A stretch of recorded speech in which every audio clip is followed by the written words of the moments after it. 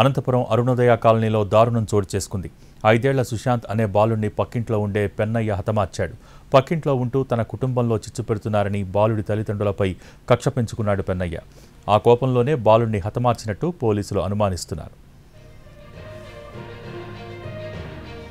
అభంశుభం తెలియని తన కుమారుని హతమార్చిన పెన్నయ్యను కఠినంగా శిక్షించాలని హత్యకు గురైన బాలుడి తల్లి డిమాండ్ చేస్తోంది.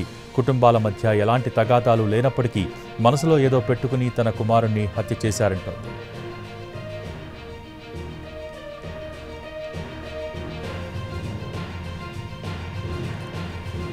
ఈ ఘటనకు సంబంధించి మరింత సమాచారాన్ని అనంతపురం నుంచి మా ప్రతినిధి శ్రీనివాస్ అందిస్తారు. అనంతపురం నగరంలోని అరుణోదయ కాలనీలో దారుణం చోటు చేసుకుంది.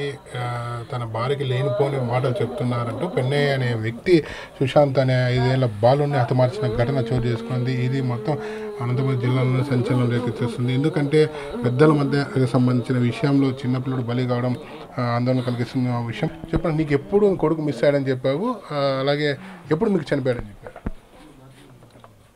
మాకు వచ్చి సార్ మాకు నిన్న నైట్ తెలిసింది. మాకు అబ్బాయి చనిపోయి చేసినారండి అని మాకు పోలీసు వాళ్ళు చెప్పినారు.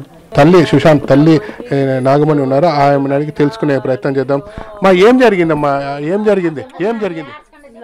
నాకు ప్రాణం బాగలేదు సార్. రాత్రి 10:30కు కడుపు నొప్పిస్తా ఉంటే నేను హాస్పిటల్ విన్నాం. నేను, నా కొడుకు, మా భర్త, తెలిసిన పిల్లోడు హాస్పిటల్కి పోయి 11:30కు 11:30 లోపే వచ్చేసి 11:16 ఆ టైంలో ఇంటికి వచ్చినాం. శనివారం నైట్ ఇంటికి వచ్చిన తర్వాత నేను అప్పటికే అన్నం తినలేదు, నాకు బాగలేదు అనేసి తినలేదు.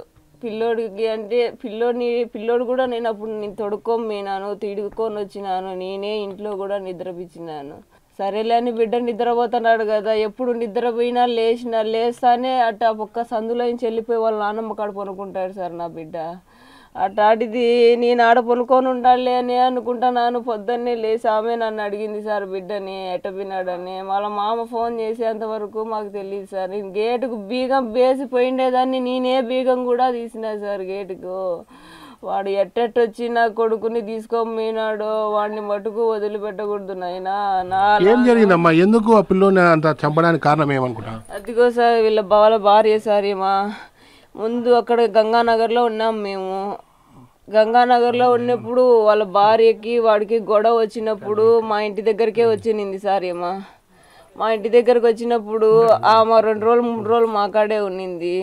ఆ ఉండడం వల్ల వాడు కూడా వదిలిపెట్టి విన్నాడు సార్.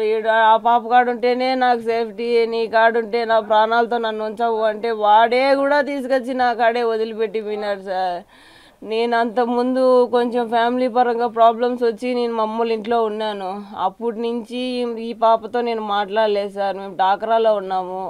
ఆ డాకరా వల్ల డాకరాలో ఏమన్నా ఏం కోరుకుంటున్నావు నువ్వు? వాడికి ఎన్కౌంటరే కావాలి. నేను అంత మించి వాడిని ఏంది కోరుకోను సార్. నాకు నాలాగా నేను ఇబ్బంది పడినట్టు ఇంకో తల్లి కడుపు కోత అయితే మిగిలిచ్చద్దండి నైనా తండ్రి. ప్రతి ఒక్కరిని నేను అదే కోరుకుంటాను. సావిత్రి ఎవరైతే ఉన్నారో పెన్నయ్య హతుడు ఎవరున్నా, పెన్నయ్య భార్య సావిత్రి ఇక్కడే ఉంది. అసలు ఏం జరిగింది? మీ భర్త మీ ఇద్దరు మధ్య గొడవలో పిల్లల్ని చంపడానికి కారణం ఏమి? బుధవారం నైట్ తాగి వచ్చి చాలా నరక సైకోతనంతో కొట్టినాడు సార్. నన్నే చంపడానికి గాజులన్నీ పగలగొట్టి నోట్లో పోసి చంపుతాని, గాజపులోని నోట్లో పోసి చంపుతానని భయపడిచ్చినాడు సార్. 3:50కి నేను ఇంట్లో నుంచి బయలుదేరినా సార్. పొద్దున్న తెల్లవారుజాన 5:50కి ఫోన్ చేసి నువ్వు నాగవేణి హ్యాండ్ ఓవర్లో ఉండవా తెలుసు అని అన్నాడు. నేనైతే లేను సార్, లేను బా అని అన్నాను సార్. అన్నానా, నాకు తెలుసు నువ్వు దాని దగ్గరే ఉన్నావు అని అన్నాడు. ఇంటి దగ్గరకు వచ్చి అక్కని అడిగినాడంట వాళ్ళ అత్తని. అక్క నాగవేణి ఆడిపోయిందంటే హాస్పిటల్కి పోయిందని. మళ్ళీ నాకు ఫోన్ చేసినాడు, ఆడున్నామంటే నేను చెప్పలేదు సార్. నా భర్త అయితే చాలా సైకో సార్, చంపుతాడని భయపడి పారిపోయినా సార్. నాకు ఆ పాప కాపురంలో ఎటువంటి చిచ్చు పెట్టలేదు సార్. ఇదైతే వాస్తవంగా అడుగుతాను. నా కాపురానికి చేయటం ఆ పాప ఒక్క రోజుగానే హామీ లేదు సార్. అది చెప్పినాడంట నా భర్త అయితే చాలా సైకో. భర్త పిల్లల్ని చంపాలని చెప్పి నీతో ఏమని చెప్పాడు? ఎప్పుడు అనలేదు సార్. నేను వెళ్ళిపోయిన పొద్దునీడి నువ్వు నాగవేణి హ్యాండ్ ఓవర్లో ఉండ ఆ మాట అన్నాడు. చంపుతా అనే మాట అయితే ఎప్పుడు అనలేదు సార్. ఇది చిన్నారి అత్తయ్యకి సంబంధించిన updates. Cameraman Sudarshan, Srinivas, NTV.